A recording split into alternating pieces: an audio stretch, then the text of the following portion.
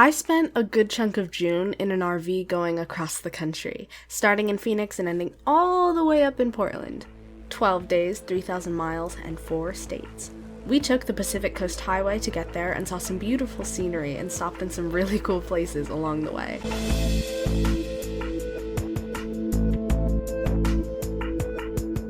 Our goal for day 1 was just to get to the beach, nothing else. We drove all the way from Phoenix to Coronado, which is a city in the San Diego Bay Area, and we found an RV park that was literally on the beach, which was lovely. A big reason I was excited for this trip was because I wanted Tobias to play and run on the beach, but then we discovered that Tobias wasn't allowed on the sand. Which I get, I don't want to step in sand that has dog pee in it, but it was still the tiniest bit disappointing. There's this little tunnel, and that'll lead us to the bay, where Toby can actually go. The rest of them don't want dogs for some reason, even though he's such a good boy and he wants to see the beach. But spoiler, he wasn't allowed in there either. And thus began our mission to find a beach that Tobias could be on, maybe even swim in. I mean, the Pacific Coast is over 1,200 miles. How hard could it possibly be to find one spot for our dog?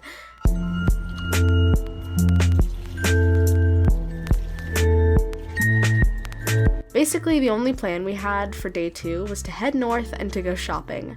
California has a law that you can't bring fresh produce or raw meat over the state border, so we were pretty short on snacks. Other than that, just drive around until something caught our eye. Oh, and take Tobias for a walk. After driving through some really pretty scenery, we got to lunch. Oh yeah.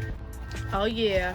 And we saw these buildings that my dad and I thought were interesting. I'm documenting that. That's lovely. One of the difficult parts of having a trip like this is that it's really unstructured, so a lot of the things that we do are last minute, so we can't reserve RV spots ahead of time because we don't actually know where we'll end up. We tried to find places all under $100 with late and last minute check-in, but it was not easy. We showed up to a really nice park that had a lake and cabins and this sick wipeout style obstacle course floating on the water that I didn't end up being able to go on, even though I wanted to, and this beautiful gazebo thing. But when we got to our lot, someone was in our spot that we paid for. Someone's car is in our spot. What? They were nice enough though, and they moved right away, so we were just excited to go walk Toby on the beach. Oh, no dogs on the beach.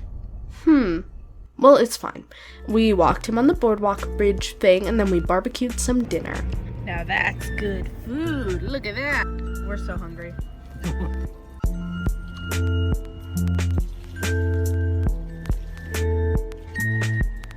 Day 3, we had a bit more of a plan. We wanted to get to Santa Monica and check out the pier and the city around midday, and then drive some more until we made it somewhere near Santa Barbara, if possible.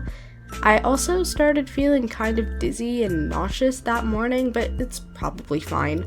Santa Monica was a lot of fun. There was a full-on roller coaster over the water, and this guy playing drums on the pier, and a beautiful beach, but it was also no dogs allowed. Are you kidding me? No, it's fine. It's fine. We can just check out the city, and we can get some sandwich melt, and see these rings that I've seen on TikTok and didn't know were on this beach.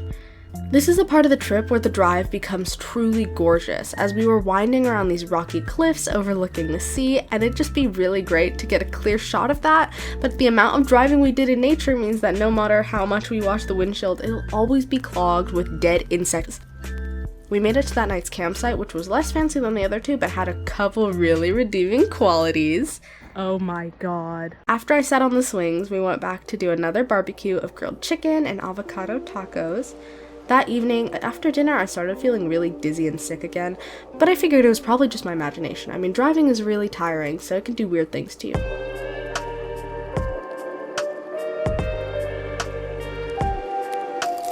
Day 4 started out awful. I'm not gonna lie to you guys.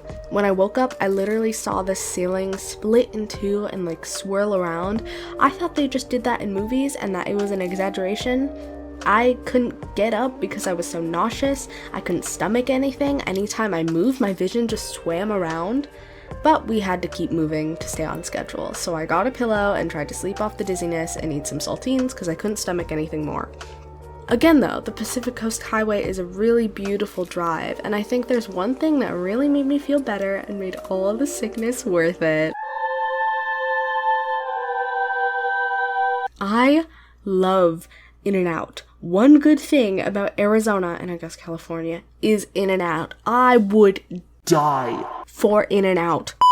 We found another RV park at Moss Landing that had seals in the water, and my dog kept thinking they were other dogs, so he kept barking at them. Also this. That I found this, I'm not driving. Sorry. I don't even remember what I was saying here. I also didn't realize the horn was from our RV for like a few seconds. Look at how delayed of a reaction that was. Oh my god.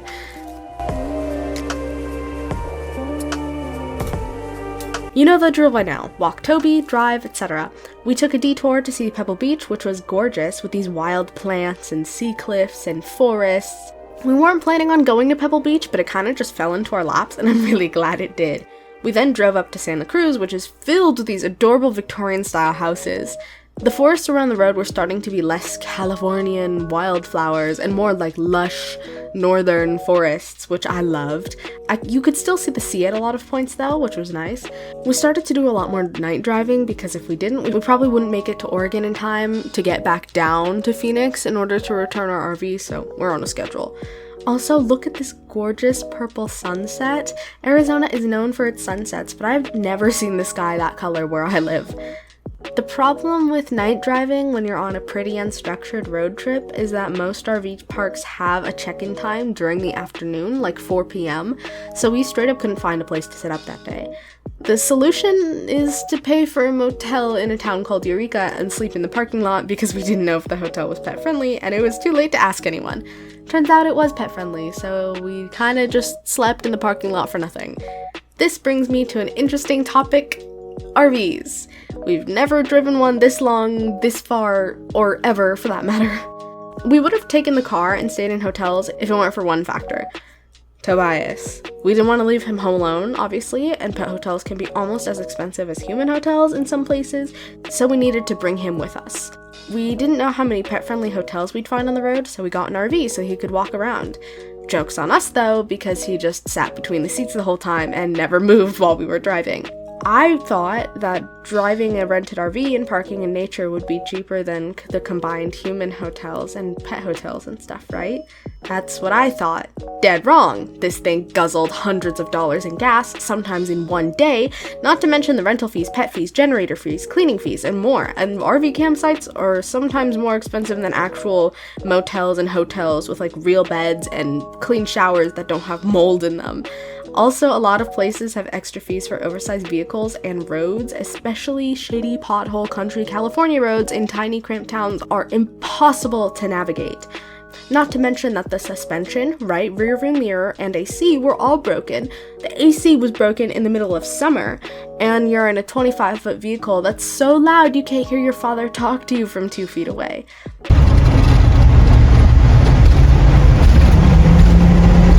But still, I digress. It was very enjoyable, and I wouldn't trade it for the world because I love my dad, and I love my dog, and I love traveling.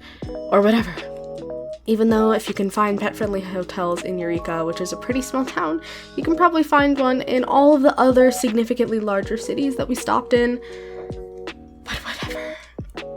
Putting an end to that rant, day 6 started by getting diner breakfast. I had a pretty bad waffle, but very fantastic bacon. Eureka is actually a pretty cool town with like cool buildings, and it seems pretty cool. I've said cool like 5 times, but anyway, sorry for making fun of you, Eureka. If anyone from Eureka is watching this, you guys are cool.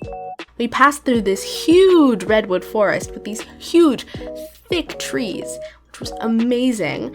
It was gorgeous and made me feel like an ant. Then we drove over the Oregon border after almost a week on the road. And the window outside gets even more pretty. We stopped by the highway and there's this just beautiful beach, right? We're trying to find a way down because there are footprints and stuff. There's a trail there, so we might be able to climb down, but the problem is we got this guy. We need to be careful. There's gotta be some way.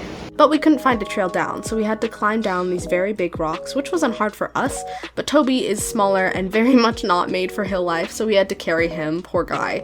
Also, poor my dad, because Tobias is pretty heavy and wriggly, especially when he's a little scared. Finally found a beach that Toby's allowed on, huh? This is Editor B, by the way. Look how gorgeous this drive is. It is just beyond amazing. The lakes, the water, the greenery, it's genuinely gorgeous. One of the best drives I've ever been on. We drove until we got to a town called Coos Bay, and we got a pizza from a store that's been open for 50 years, and it's one of the best pizzas I've ever had. I don't remember what it was called though, but there are only so many non-chain pizza places in Coos Bay that are along the Pacific Coast Highway, so if you can figure it out, then do that. That's good pizza. Listen to the crunch. Scrumptious.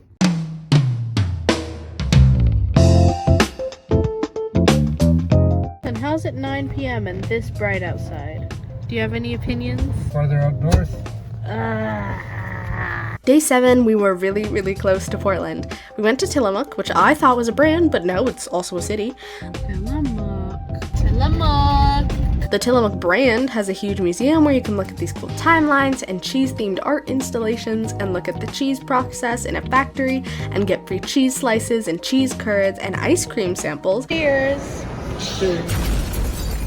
But the line for ice cream was criminal, so we just got some from the store in a bucket. Editor B again. I'm skimming over a lot here, but I just need to emphasize how gorgeous this drive is. I skip a lot of it because it's not that interesting because it's driving, but it just look how gorgeous it is. Like, what if you're in the surrounding areas, just go, please. Pacific Coast Highway is so pretty. Then we went to my uncle's house, saw this garden with a hedge wall, and this criminally beautiful Japanese-style garden with koi fish. Toby liked to watch the fish, but the star of the show was their dog, Kobe. Kobe and Toby are friends. Look, they're besties, just like I said. They're best friends. We also went to this river waterfall combo that has this beach-like fire pit and a hammock. Both Toby and Kobe swam in the river together, and it was all in all a very relaxing, slower-paced day after all the driving.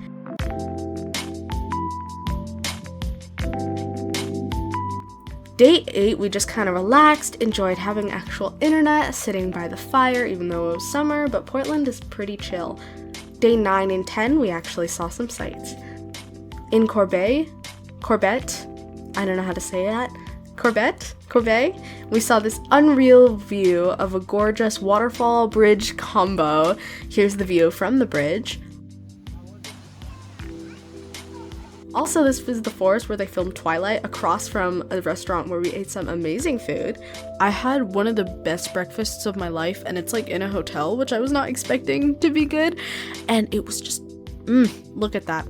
We drove around downtown Portland and saw the Royal Rose Garden, which was so gorgeous and colorful and smelled like roses most of the time, but mostly like fertilizer.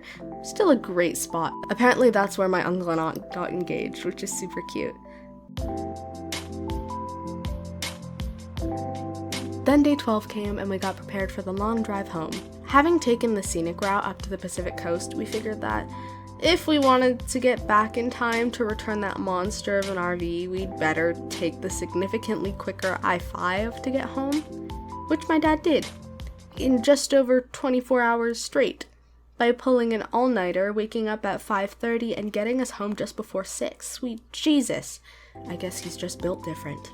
And with that, the journey was over. I slept in my own bed after 2 weeks away from home, and I had a blast. And then I spent more time editing this video than I actually spent away from home. But hey, at least I'm done, and the 3 hours of footage that I cut into like an 8-minute video are finally finished, and I have no more travel vlogging to do.